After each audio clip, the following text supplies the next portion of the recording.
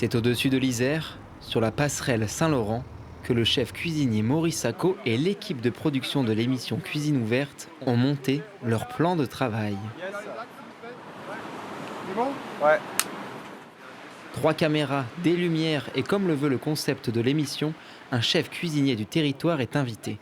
Et pour cet épisode, c'est Stéphane Froidevaux, chef du Fantin-la-Tour à Grenoble, qui est venu proposer son plat. C'est 2 potages. On a un potage glacé parfumé au sous-bois. Et dessus, on a un potage très chaud parfumé à la noix de Grenoble et le champignon. Et en fait, on vient avec une paille déguster. Et on démarre par le froid et on finit par le chaud. Le retour il est plutôt positif. En même temps, il est toujours de bonne humeur, il est toujours très ouvert. Donc c'est toujours un vrai bonheur d'échanger avec lui. Ce qui est sympa quand on goûte la recette du chef Froidevaux, c'est qu'on découvre lui toute sa passion un peu pour la forêt. Donc on retrouve de la mousse, on retrouve les champignons. Et ça donne tous ses parfums, ses arômes de sous-bois. Et c'est un peu l'élément dans lequel on s'est retrouvé ce matin quand on était directement avec le producteur de noix.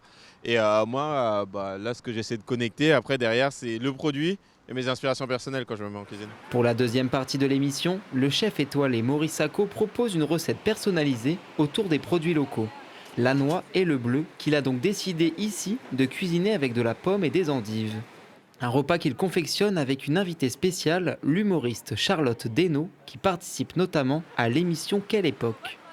Et si c'est surtout le patrimoine culinaire qui est mis en avant, cela n'empêche pas d'apprécier les lieux qui ont été privatisés pour installer les cuisines. Ça met en valeur la ville parce que c'est un lieu quand même qui a été rénové il y a 2 ans de mémoire. Donc c'est une passerelle qui est quand même assez mythique.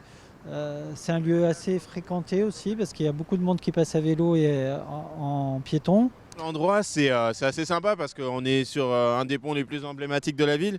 Et c'est aussi beau de se retrouver comme ça au milieu d'une ville avec les quais, l'Isère. On a aussi le téléphérique qui passe là comme ça. Donc c'est un peu la carte postale et c'est toujours sympa de découvrir une ville comme ça.